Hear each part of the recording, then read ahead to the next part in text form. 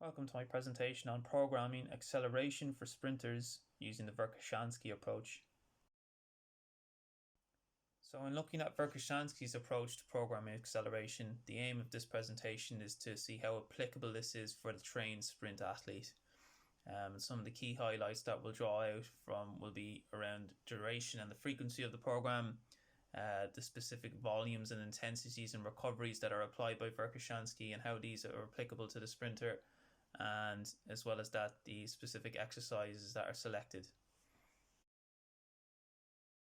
So Verkhoshansky uses a very short and intense periods to really focus on starting acceleration, and we can see the duration was 6 weeks, frequency 2 sessions a week for a total of 12 sessions. And this does reflect the way in which sprinters train. Sprinters do periodize their year into focusing on max strength, rate of force development, and power for acceleration, and they also focus on max strength, rate of force development, and power for max velocity.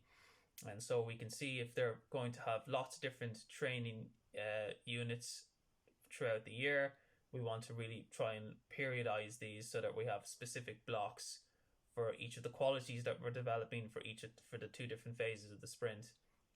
So you can see here it's really important to plan out the training quite specifically for sprinters to ensure that they are not overtraining or managing fatigue by ensuring that the training load is balanced out. So obviously with acceleration for sprinters, it's going to make up a core part of their training that they're going to be focusing on all year round, and they need a good exposure to different modalities that develop acceleration. Is this program enough exposure for that particular for quality? And we need to be now looking now at what Verkhoshansky states is that this program is particularly for perfecting starting acceleration. So we're looking at perfecting or developing the quality in the first 4 steps. All right, so we know sprinters accelerate for up to 50-60 meters. This is more focusing on the very start, so the first 4 steps, where a lot of the most amount of changes are taking place in these first 4 steps. The ground contact time is reducing big time from first step through to the 4th step. A lot of the forces changes are taking place in those first 4 steps. A lot of the angular displacements are changing big time in those first 4 steps. Okay, so the smaller duration and frequency program that Verkhoshansky offers may well support that particular, focusing on that particular quality. Some extra considerations from statistics here is that we have to consider that extra modalities are being deployed by sprinters beyond just their weight room training. So they're also doing other qualities on the track to develop acceleration, and as well as that, they have to focus as well on doing the majority of their training at high intensity, short duration, with full recovery. So this particular program may well allow to support that too. So in terms of the volume now in this program, we have obviously 12 sessions throughout the program, but in each of these sessions only a maximum of 1 to 3 exercises are programmed in each of the sessions. This goes back to the point I was making earlier about how sprinters need very intense focus and a very specific focus on what they're doing in the weight room, just like they do on the track. In certain periods, what they're doing is they have high volume of specific exercises with full recovery and a very intense application to each of these exercises. So not many exercises, but what we are doing is focusing heavily on those low number of exercises that we're doing. So we know as well, obviously, acceleration is a very technical skill, and so all the exercises we're doing on the track, we want to be very specific in those exercises. We're replicating that in the gym, allowing for that technical proficiency. In terms of the volume then of the sets and reps of those low number of exercises, that's a moderate to high volume. Again, so we're looking at The squats, 1 by 12, 1 by 10, 1 by 7, 1 by 5, repeated twice. That high repetition, that high volume allows for that technical mastery and can create an overload, as we can see from Baker. The study by Kramer as well shows us that trained athletes can benefit from multiple sets of lower limb max strength exercises. It's just that for sprinters, we want to have multiple sets of just a few different exercises. A maximum of 3 can be beneficial so that we're not overloading too much. So again, a high volume focus on a low number of exercises will allow for more specificity and technical mastery. Looking at intensity now, well, in the last few years, there's been a lot of emphasis around the force velocity profile, particularly relevant for on-field field athletes and sprinters who need a balance of different loads in order to optimize their force and velocity profiles. Now, if we look at Verkhoshansky's program, we do have an emphasis on higher loads with 90% heavy squats, and then your more moderate type loads, 50-60% on the jumps. So you're going to have a balance then of force and velocity with those different loads, which is good. So in terms of then the higher loads, perhaps maybe not as specific kinematically to acceleration, because we have found that higher loads will alter your kinematics. Work from Cronin has shown that when you're using sled towing. So we could apply that perhaps to Verkhoshansky's use of the vertical jumps that he's using. Can we go even lower than 50 or 60%, down to 20 or 30% to really emphasize the velocity component of the vertical jump and make it perhaps as well more kinematically more specific to acceleration when we're working at higher velocities. If we take what Hicks did and colleagues did with the squat jump, for example, they turned it into an assisted horizontal squat jump.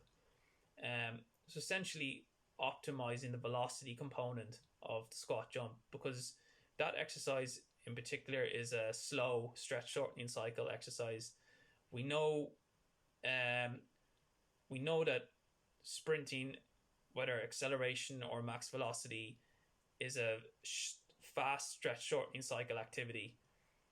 So even the mistake is to think that during the acceleration phase it's a slow stretch shortening cycle. It's still a fast stretch shortening cycle, but it's just on a different continuum than compared to max velocity. Max velocity is the higher end of the fast stretch shortening cycle. So if we take the squat jump, still kinematically similar, we're still getting larger limb displacement, angular displacement of the joints.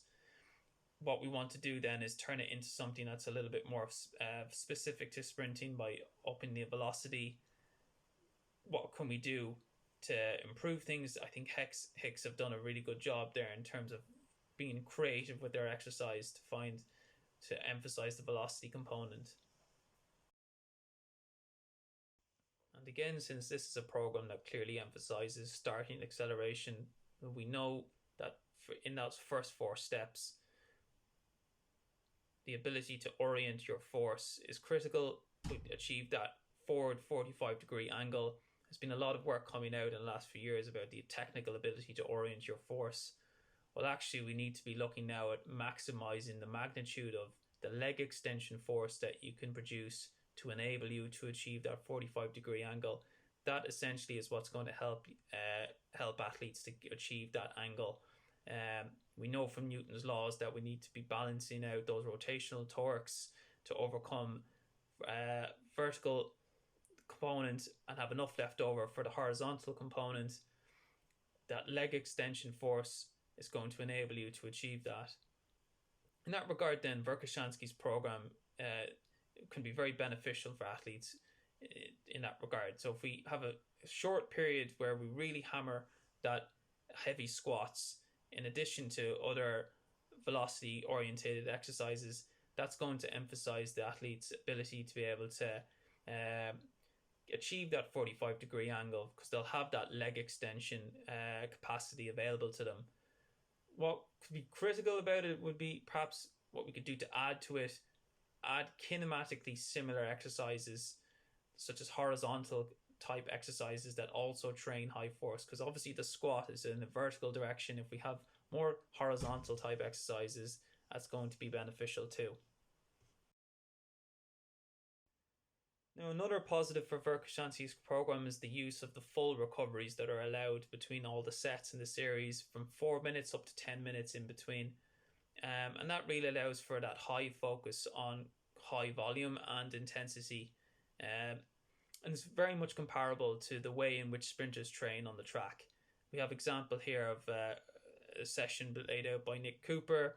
They very much have to have a high intensity, lots of reps, but to do that you need full recovery. If we're doing that in the weight room too, it's going to be more specific to the way in which sprinters adapt. So in terms of the exercise selection in the program, we have squats, as we've spoken about, barbell vertical jump, depth jump, kettlebell squat jump, bounds, and stadium jumps. For the most part then, these exercises will improve that explosive concentric strength, and that leg extension force is critical for that 45 degree body angle, and that particularly for that explosive first 4 steps. We need that high force. This program is going to be very effective to that end. Perhaps then we need to be critical then of the fact that most of these exercises are bilateral and in a vertical direction. With the exception of stadium jumps, you've got a vertical and a horizontal component to that, but obviously that's not under high load. So we need to be looking at exercises that will produce high force, but also have a horizontal component to them too. We see the bounds too have a horizontal component, obviously too, but and unilateral, but again under no load. So if we're looking at then different exercises like the medicine ball dive throw, the single leg long jump, again, you're going to be looking at a little bit more specific to the demands of starting acceleration. The sled toe, depending on how much it's loaded. There's been some people who have loaded it too much and found detrimental impacts to kinematics, but if we're loading it up properly with lower loads, we're going to have a little bit more specific adaptations there that are going to be very important. The program features the use of bounds, which may not be as applicable to acceleration. Work from Miro and Comey and West show that the bounds have similar force time characteristics and flight time, so the hang time that you spend during bounding is very similar to the max velocity phase. However, there is also good scope to be had around bounds in terms of offering a good general preparatory exercise, since they offer a chance to develop high levels of force, and also in a similar leg extension pattern to sprinting. There's a good use of depth jumps in this program too, and no matter what phase of sprinting you're in, these are going to apply over to acceleration due to the shorter ground contact times that are needed for depth jumps, particularly as in the first 4 steps of acceleration you have that rapid decrease in ground contact time. Depth jumps are only going to be a positive transfer for that task. Uphill running doesn't feature as strongly in this program as the use of depth jumps. It's only programmed once, except we would like to see probably a little bit more balance there. Just as much as the depth jumps are programmed, the uphill running has big positive transfer, considering the forward lean that you can get in that position.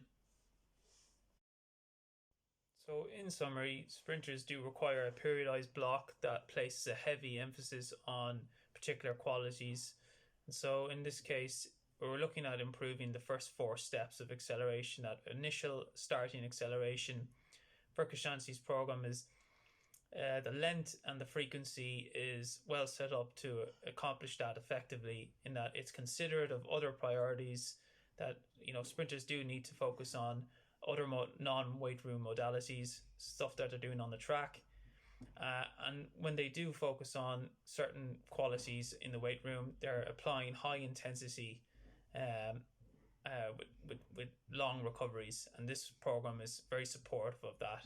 So higher volumes and intensities of reps and sets, long recoveries that allow for technical proficiency, just like we would on the track during acceleration activities, and maximal efforts. The heavy max force emphasis in this program is particularly beneficial to those athletes who do need to improve their ability to maintain a forward lean, particularly as they progress at higher intensities. The heavy squat emphasis on this program will certainly allow athletes to accomplish that. What this program certainly could benefit from would be improving, having horizontal based exercises that improve rate of force development and maximum strength, that's a little bit more applicable to an acceleration pattern.